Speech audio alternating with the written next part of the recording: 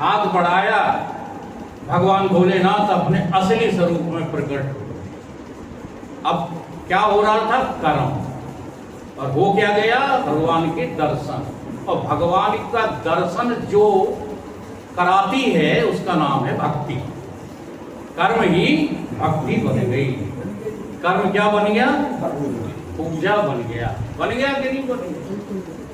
अब जरा देखो कि पूजा ही कर्म है, इसको भी जरा सुन। डॉक्टर साहब चले गए कि बैठे हैं? शाबाश।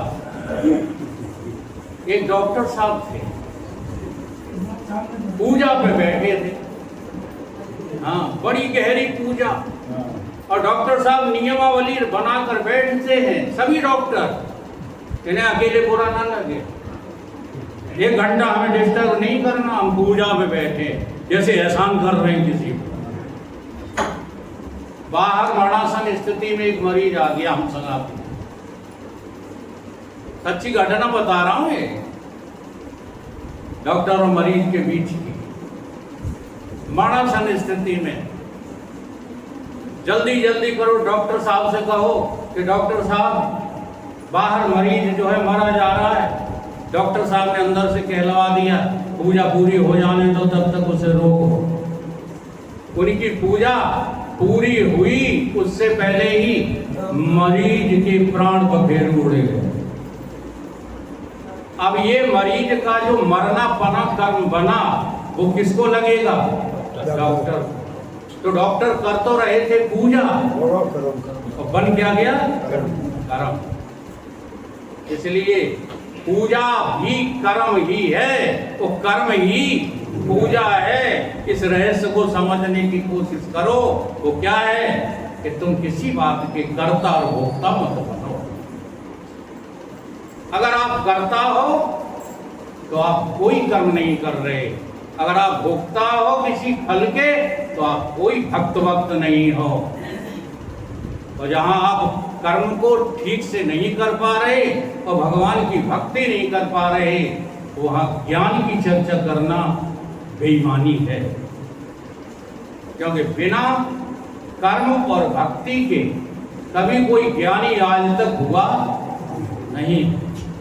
इसलिए कर्मों के स्वरूप को भी समझो, भक्ति के स्वरूप को भी समझो। और सबसे बड़ी बात तो ये समझ लो इस ईमानदारी के सत्संग में कि तुम मनुष्य हो, और मनुष्य पैसा कमाने के लिए, परिवार बढ़ाने के लिए, व्यवहार करने के लिए इस संसार में ईश्वर ने नहीं भेजा है। मनुष्य को केवल इसलिए भेजा है कि इस मनुष्य बुद्धि से वो जल्दी से जल्दी ईश्वर को प्राप्त कर ले। ईश्वर प्राप्ति की खातिर हमें मनुष्य का चोला मिला है, इसकी कदर करो। तो यही गोस्वामी तुलसीदास जी कह रहे हैं, साधन धाम मोक्ष कर द्वार। ये व्यवहार करने का द्वार नहीं। ये आप लोग जो काम करने में लगे पड़े हो, ये अपने आप भी हो जाते हैं। केवल आपको आसक्ति हो गई है, इसलिए आपको लगता है कि हम नहीं करेंगे तो होगा नहीं। और यही भोगासक्ति है, यही कर्माशक्ति है। अगर कर्माशक्ति रहेगी तो भोगासक्ति पीछा नहीं छोड़ेगी। 3 प्रकार के भोग हमें जो है दबाए रहते हैं, वित्तीषणा, पुत्रेषणा और लोकेषणा। इन 3 प्रकार की जो है तृष्णाओं में ये सारे भोग संसार के आ जाते हैं। और इन भोगों का त्याग तुम तभी कर सकते हो जब तुम्हें स्वरूप कर्म का और भक्ति का पता लगे। इसलिए हमें पता लगाना चाहिए सत्संग का। देखो बहुत सरल बात है, गीता में भगवान ने संस्कृत में बोली है।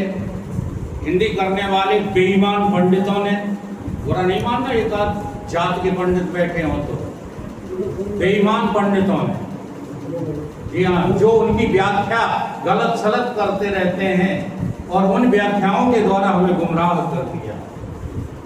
इसलिए बड़ा सरल बात थी, वो बहुत कठिन बना दी। देखो कर्म के स्वरूप में 5 जो है एलिमेंट्स काम करते हैं। ये गीता अध्याय 18वें में लिखा हुआ है। अधिष्ठानम च कर्ता, कर्मों का अधिष्ठान कौन है? शरीर। क्या शरीर के बिना कर्म हो सकते? नहीं हो सकते। अच्छा, कर्ता कौन है?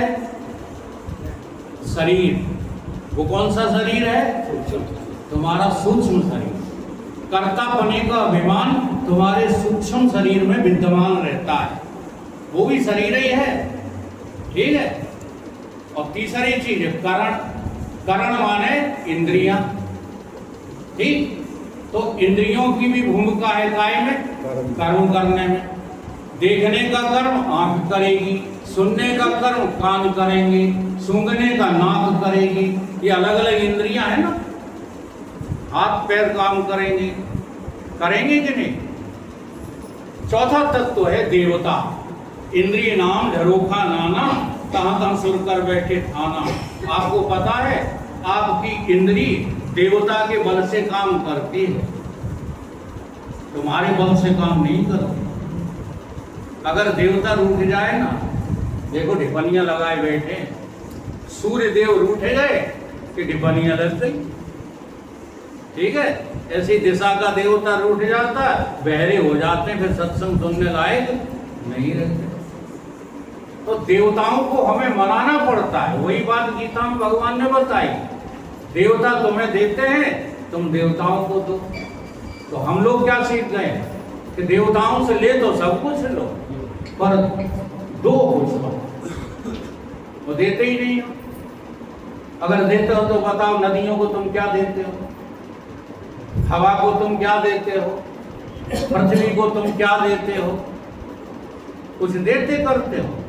और संत एक ऐसा तत्व है, जी हाँ, इसलिए संत भेष नहीं होता। संत तो एक स्थिति होती है कि वो कभी किसी का ऋण नहीं रखता।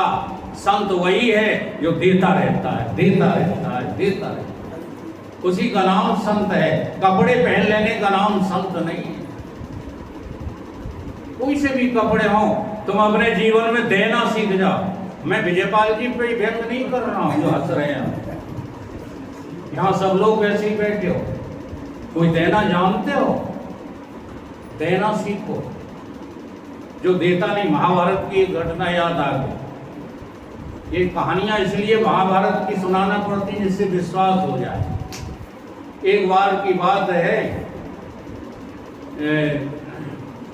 कर्ण के पास जो है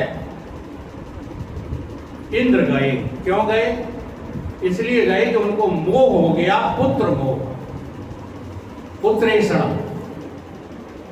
कि हाँ, वो लगी हुई है कि नहीं लगी हुई?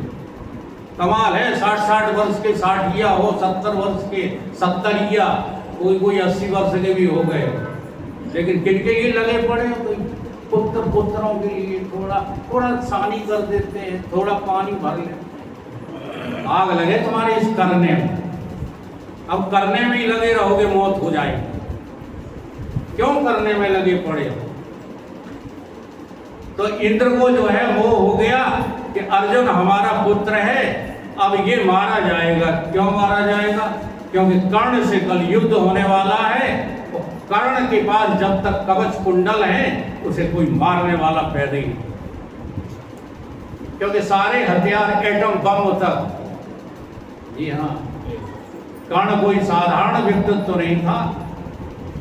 तो सही बता दें, वो कवच कुंडल आपके पास भी है, आपको दिखती है। कवच नाम और कुंडल उसका है जिसपे दुनिया का कोई हथियार चलता ही नहीं। दुनिया का कोई भी हथियार जिसे छेद नहीं सकता, जिसे मार नहीं सकता, उसी का नाम क्या है? कवच। वो है आप लोगों के पास, लेकिन मिलेगा तभी जब सत्संग में निरंतर आओगे। हम आज बता देंगे, असर कुछ होगा नहीं, इसलिए कुछ बातें गुप्त रखी जाती। तो कवच कुंडल मांगने के लिए ब्राह्मण का रूप धारण करके इंद्र कर्ण के पास पहुंच जाता है और कवच कुंडल मांगता है। नियम ये था कर्ण का कि जैसे ही अपनी उपासना संध्या वंदन के बाद वो मुड़ता था, तो सामने जो कोई भी आ जाता था वो जो भी मांगता था कर्ण उसको जो है सहर्ष प्रदान कर देता। आज इंद्र भगवान ब्राह्मण के रूप में सामने खड़े हैं और मांग क्या रहे हैं? कर्ण ने कहा मांगो ब्राह्मण देवता, तो मांग क्या रहे हैं कि तू अपना कवच कुंडल मुझे दे। देरी नहीं की, ऐसे दान ही होते हैं। वो पूछेंगे, घरे पूछ के तब बताएंगे कि देना चाहिए कि नहीं चंदा, है ना। उसी समय यहाँ अपनी हैसियत के अनुसार दान तुरंत देना चाहिए। कर्ण ने अपने शरीर को फाड़ दिया, कानों को फाड़ दिया और कवच कुंडल उसको दे दिए। जैसे ही ब्राह्मण देव कवच कुंडल लेकर चले, तैसे ही पृथ्वी ने इंद्र के पैरों को जकड़ के पकड़ लिया। इंद्र की गति रुक गई। जो वायु मार्ग से चलने वाला देवता आज पृथ्वी में चिपक के रह गया है। किसकी ताकत से? दान की ताकत से। नियम क्या है कि अगर तुम किसी का लेओ तो उसको देओ। देने लेने का नाम व्यवहार है। देने लेने का नाम जो है क्या है? जगत है। इसलिए जगत में जो तुम पा रहे हो उसका यार कभी कभी ऋण तो चुकाया करो। बड़ा बड़ा धन लिए बैठे, कई दान की हम पे 100 रुपया है देने में, तो हो कौन? कहीं है तो हम करोड़पति, तो क्या दान के लिए थोड़े। एक बार की घटना, हम कहने से डरते नहीं है। चंदा मांग रहे थे हम लोग महाराज जी के प्रवचन कराने को। तुम्हारा जो है बहुत जोरदार लीडर डॉक्टर, हम तो नाम भूले, लाहौर वाला डॉक्टर गोविंद सिंह, काई के जी। नेताओं को जी लगाना बंद करो। नेताओं के जमघट देखो, स्टेजों से चिल्लाते हैं, जनता को गुमराह करें, खुद सत्ता लुत्फ उठाते हैं, दौलत लूटें, रिश्वत खाएं, कदर करें बेईमान की। हम नेताओं ने कर डाली बर्बादी हिंदुस्तान की। इनको जी लगाते हो, शर्म नहीं आती? इसलिए तुम बकता नहीं हो। सींग लगाई थी हमने। ना सींग लगाओ ना जी लगाओ। नेता काऊ लायक नहीं है, इनने देश को बर्बाद कर डाला। तो चंदा मांगना हमने तो रोका कि देखो नेताओं से मत मांगो, इनके पास देने के लिए नहीं होता, ये तो लेना जानते हैं। परंतु बुद्धू सिंह भाई साहब थे, माने नहीं, चले गए। नमस्कार साहब, उन्हें कहिए क्या सत्संग करा रहे हैं, कुछ दे दो। तो उन्होंने कहा हम नहीं देते, हम इन कामों के लिए कुछ देते नहीं, फिर मेरे पास है नहीं। तो एक बोल पड़े, अरे आप पे क्या कमी है? तो वो डॉक्टर क्या कहते हैं? वो कहता है कि सारे डकैतों का पैसा मेरे ही घर में तो रखा है। ये शब्द थे उसके। तुम लोग उसको वोट देकर के महान बनाते फिरते हैं, इसलिए हिंदुस्तान बर्बाद हो रहा है। हम किसी एक नेता की बात नहीं कर रहे, सारे नेता इसी कैटेगरी के हैं जो देना जानते हैं। जबकि तुम्हारा जन्म यहाँ देने के लिए हुआ है। संत बिटप सरता गिरधरणी, परिहित हेतु इन्हन की करणी। तुमको संत की पदवी दी गई है। जैसे वृक्ष देते हैं, जैसे नदियां देती हैं, जैसे सूर्य भगवान देते हैं, जैसे पृथ्वी देती है, ऐसे ही मनुष्य को देने वाला बनना चाहिए। आज इंद्र को पकड़ लिया है पृथ्वी ने। तेरी गति मैंने इसलिए पृथ्वी में देवी बोली, आकाशवाणी हुई कि तेरी गति इसलिए रुक गई है कि तू दान लेकर के तो जा रहा है और दान देकर कुछ नहीं जा रहा। तो इंद्र पूछते हैं कि हे देवी फिर क्या, इससे अधिक दो। तो उन्होंने कहा इससे अधिक तो हमारी शक्ति ही है, तो दे डाल। तो उस कवच और कुंडल के एवज में भगवान इंद्र क्या दे रहे हैं? अपनी वज्र शक्ति कर्ण को सौंप दी। अब मारे जाएंगे अर्जुन। आए थे बचाने को, आए थे हरि भजनन को, ओढ़न लगे कपास। अब भी मारा जाएगा। तो फिर एक युक्ति सूझी। इंद्र ने कहा कि हे कर्ण, ये मैं तुम्हें दान में दे रहा हूँ और इसकी शक्ति अमोघ है, कोई काट नहीं सकता इसके बार को। लेकिन ध्यान रखना कि मेरा संकल्प है कि एक ही बार ये तेरे पर काम करेगी, केवल एक ही बार ये काम करेगी। जब ऐसा उनके पास हथियार पहुंच गया, किसके पास? कर्ण के पास, तो अर्जुन का बचना संभव नहीं था। यहाँ फिर भगवान ने ही मदद की और घटोत्कच को सामने ला करके रख दिया। वो जो वज्र था वो किस पे छोड़ दिया गया? ये कहानी जरूर जो है पुराणों की है, लेकिन सब तुम्हारी दैनिक जीवन की कहानियां हैं। वो वज्र शक्ति आपके पास है, आप उसको छोड़ चुके हैं पैसा कमाने में, बुरा नहीं मानना। आप उसको छोड़ चुके हैं अपना वैभव बनाने में। आप उस शक्ति का जो है अपव्यय कर चुके हैं भोगों में, इसलिए वो शक्ति अब काम नहीं कर रही, क्योंकि एक ही बार तो काम करती है। अब काम हो सकता है अगर तुम्हें फिर से अपना कर्तव्य याद आ जाए। तो मनुष्य का कर्तव्य क्या है? मनुष्य का कर्तव्य क्या है? आज मेरा केवल यही विषय है, इससे ज्यादा मैं बढ़ूंगा नहीं। आत्मज्ञान की चर्चा भी नहीं की आज मैंने। मनुष्य का कर्तव्य है केवल यज्ञ अर्थ करना, केवल भगवत समर्पण होना, केवल भक्ति भाव में जीवन जीना, ये मनुष्य का परम कर्तव्य है। समझ में आई बात नहीं? इसलिए गीता ने हमको केवल हमें हमारा परम कर्तव्य ही सिखाया है।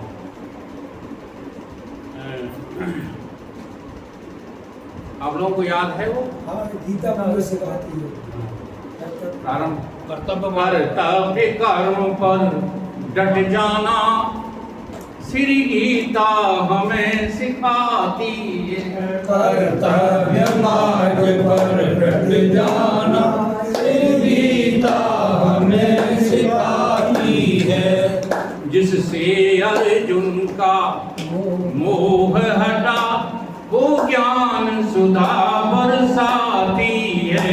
जिससे अर्जुन का मोह हटा, वो ज्ञान सुधा बरसाती है। कर्तव्य मार्ग पर डट जाना, श्री गीता हमें सिखाती है। कर्तव्य मार्ग पर डट जाना, श्री गीता हमें सिखाती है। जिससे अर्जुन का मोह हटा, वो ज्ञान सुधा बरसाती है।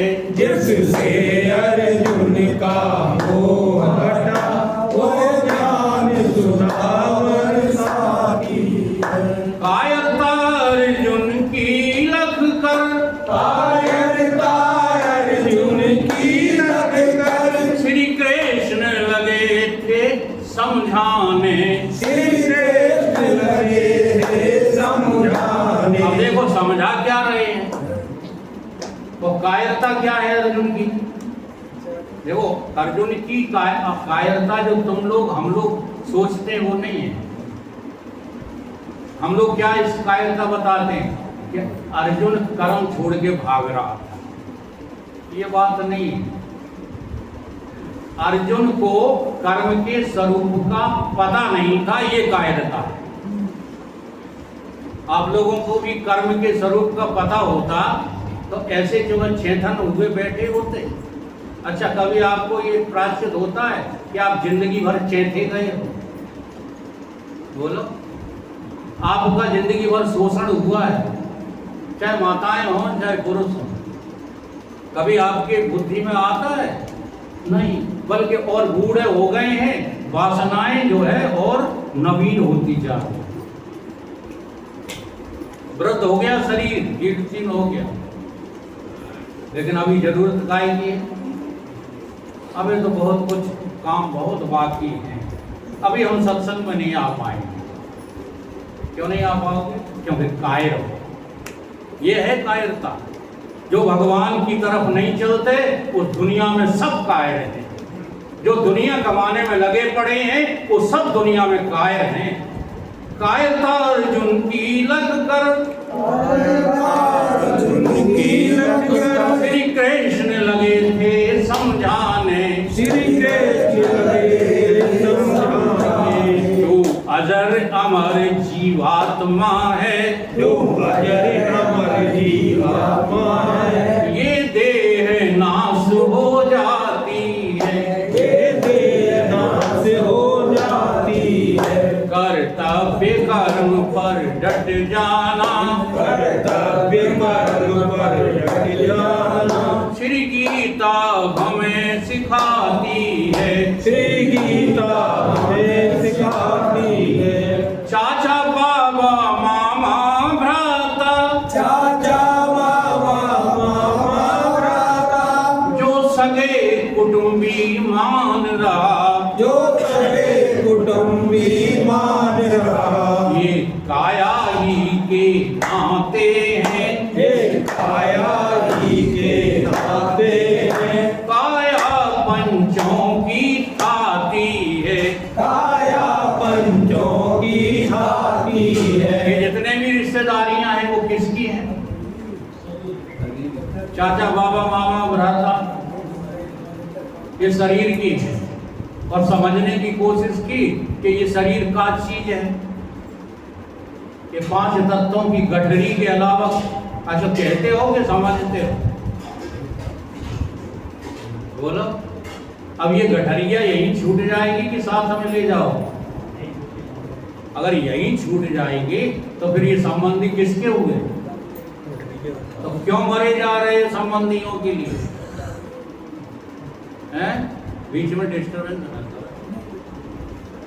चाचा बाबा मामा भ्राता, चाचा बाबा मामा भ्राता, जो सगे कुटुंबी मान रहा, जो सगे कुटुंबी मान रहा, ये काया ही के नाते हैं, ये काया ही के नाते हैं, काया पंचों की थाती है, काया पंचों की थाती अब है। होता क्या है कि ये बहुत बुरी बीमारी लगी। हाँ, कौन सी? कि खूब सुनेंगे, हाँ भी भरोगे, अच्छा भी लगेगा कि बात तो बिल्कुल सही कह रहे हैं, लेकिन ये मान नहीं सकते। जी हाँ, क्यों? आदत जो है बहुत बुरी पड़ी हुई है, और बुरी आदत को जो है क्या करना, पलट देने का नाम ही भजन है। वरना चाहे जितने राम नाम लेते हो, हाँ, माला घुमाते हो, कपड़े रंगे बैठे हो, दाढ़ी बढ़ा ली हो, तिलक लगा लिए, कोई भजन वजन नहीं कर रहे। जब तक इस शरीर को नकार नहीं रहे, क्या है ये शरीर? मिट्टी के खिलौने के अलावा ये कोई भोग का सामान थोड़ी। देखो, समझ में आ जाएगी तो हमारी तरह आप भी हाँ चिल्लाने लगोगे। अभी समझ में नहीं आती इसलिए केवल प्रवचन कर जाते हो। समझने की कोशिश करो। न कोई पत्नी है, न कोई पतना है, जी हाँ, न कोई माता है, न कोई पिता है, लेकिन जरा ध्यान रखना, इतने समझदार भी मत बन जाना कि अभी तुम आत्म स्वरूप को तो समझे नहीं, माता पिता को लाते देने लगे। क्या हम गीता पढ़ के आए हैं तो क्या? काया पंचों की थाती है, ये नहीं है बात। ऐसे ही आजकल ज्ञान हो रहा है, समझ गए कि क्या कोई रिश्ता नहीं हमारा तुम्हारा। क्यों? गीता में लिखा है। गीता में ये नहीं लिखा है। गीता में ये लिखा है कि जब देह हमारी समझ में आ जाती है तो इस देह के द्वारा हम सारे पुण्य कर्म करते हैं, माँ की पूजा करते हैं, पिता की पूजा करते हैं, गुरु की पूजा करते हैं, भगवान की पूजा करते हैं, लेकिन पैसा नहीं कमाते, बेईमानी नहीं करते, अपनी जिंदगी खराब नहीं करते। ये समझ में आ जाती हैं बातें। कब? काया पंचों की ताती है, काया पंचों की ताती है, कर्तव्य मार्ग पर डट जाना, कर्तव्य मार्ग पर डट जाना, श्री गीता हमें सिखाती है, श्री गीता हमें सिखाती है। यहाँ मैं सबके जो है अंतःकरण को स्टडी कर रहा हूँ, तो जो हमारे जो है मंडल के लोग हैं वो तो हमें सुने ही नहीं रहे। पक्की बात है, आप अकेले में चिंतन कर लेना चाहिए। नए लोग हैं वो बड़ा ध्यान से सुन रहे हैं। क्यों? क्योंकि ये शब्दावली हमारे भीतर रमा हो चुकी है। हमें ऐसा लगने लगता है कि जो हम शब्द वाणी से बोलते हैं वो हमने पालन कर लिया, और नतीजे में क्या मिलते क्या हो, उसी जो है गोबर में, उसी मिट्टी में सने हुए दिखते हैं। भीतर से यार ठीक हो जाओ। ये बाहर दुनियादारी को दिखा के क्या करोगे? दुनिया तुम्हें खूब बेवकूफ कहती रहे, दुनिया तुम्हें खूब गृहस्थ कहती रहे। हमें कहते ही गृहस्थ हैं, वकील साहब कहते हैं सब, लेकिन हमको पता है हम 3 कालों में वकील नहीं है। हमको पता है हम 3 कालों में भदौरिया ठाकुर नहीं है। हमको पता है हम करता भोगता नहीं है, हम सोने जगने वाले हैं ही नहीं, ये हमको पता है।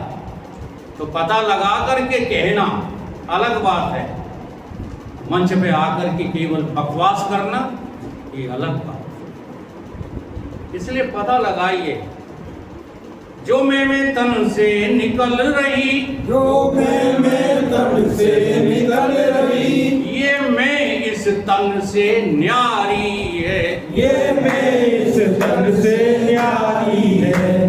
अच्छा, जो तुम मैं बोलते हैं ना, किसको बोलते हो? जरा खूब जो है ध्यान दो, आज घड़ी मत देखो। अगर बुरा लग रहा हो प्रवचन तो यहीं बंद कर दें। हम मर्यादा का उल्लंघन नहीं करते, हम केवल समझाने की दृष्टि से, समय का पता भी हमें नहीं लगता है 1 घंटा हुआ कि नहीं हुआ, केवल समझ रहे हो तो हम समझाते रहेंगे। हम ऐसे नहीं कि तुम समझो ही नहीं और हम अपने शान के लिए जो कितना अच्छा बोल लेते, बोलते ही रहे, उसमें कुछ निकलता नहीं है। तो जो हमारे अंदर से मैं निकल रही है, आप प्रैक्टिकल करो प्रतिदिन। कौन सी मैं, किसको मैं कह रहे हैं? आपसे पूछा आप कौन हो, आप किसको मैं कहते हो? मैं फलाने सीन हूँ, तो शरीर ही को तो मैं कह रहे हैं। तो एक मैं तो ये है जो स्थूल है, इसको 24 घंटे तुम रमा है ये वाली तो, और दूसरी वो मैं है जो सोती है और जगती है, जो इस शरीर को छोड़ के निकल जाती है फिर अन्य शरीर में प्रवेश कर जाती है, वो दूसरी मैं है। क्या तुम उस मैं को पहचान गए अपनी को? नहीं पहचाने हो तो पहचानो। और एक तीसरी मैं है, वो मैं कौन सी है? जो सुप्त हो जाती है, जो सो जाती है, जो मौत में चली जाती है, नींद में चली जाती है, उसका नाम कारण में। क्या उस मैं को तुमने कभी देखा अपनी दृष्टि से? ये तीनों में तुम्हारी असली में नहीं है, और बस इन्हीं तीनों मैं को समझ करके वो त्याग देने का नाम मोक्ष है। चौथी जो मैं है वो तुम हो। ये जो मैं तन से निकल रही, ये मैं तन से निकल रही, ये मैं इन तन से न्यारी है, ये मैं इन तन से न्यारी है। वह मैं मुझ ईश्वर की सत्ता, वह मैं मुझ ईश्वर की सत्ता, सो तू है यही बताती है, सो तू है यही बताती है। कर्तव्य मार्ग पर डट जाना, कर्तव्य मार्ग पर डट जाना, श्री गीता हमें सिखाती है, श्री गीता हमें सिखाती है। अब जो समझदार समझ गए इस बात को, तो कहीं कैसे व्यवहार करें? तो संत कहते हैं सब देह धर्म तुम देह से कर। सब देह धर्म तू देह से कर। खूब ज्ञानी हो जाओ, रोटी नहीं खाओगे हैं? यहाँ वक्ता जितने भूल गए वे रोटी नहीं खाते, पानी नहीं पीते, आंख से देखते नहीं, नाक से सूंघते नहीं। तो जो देह धर्म है वो देह को दे दो, पर तुम देह नहीं हो ये समझते रहो। जो देह धर्म है देह से कर। जो देह धर्म है देह से कर। उसमें करता मत बन जाना। उसमें करता मत बन जाना। विज्ञान आत्मनिर्लेप सदा। विज्ञान आत्मनिर्लेप सदा। निश्चय ही मुक्ति कहाती है। निश्चय ही मुक्ति कहाती है। अगर आपको ये अनुभव हो जाए कि तीनों शरीर अपना अपना काम करेंगे, स्थूल देह तो मरेगा जन्मेगा, इसे कोई रोक नहीं सकता। सूक्ष्म शरीर आएगा जाएगा, कर्ता बने भोक्ता बने के धर्म को निभाएगा सूक्ष्म शरीर, और कारण शरीर ज्ञान और अज्ञान का अनुभव करेगा, वो कारण शरीर है। सब संसार में ज्ञानी है और सब संसार में अज्ञानी है। ऐसा नहीं है कि तुम ज्ञानी हो बाकी सब अज्ञानी है, तो तुम नंबर 1 के मूर्ख हो। जब ये समझ में आ जाए ज्ञान और अज्ञान आत्मा का जो है धर्म लक्षण नहीं है, जब तीनों शरीर तुम्हारी समझ में आ जाए और तीनों के तुम अधिष्ठाता चौथे हो, ये अनुभव में आ जाए, तो हमारी तरफ से आप मुक्त। बोलिए सतगुरुदेव। भगवान की जय।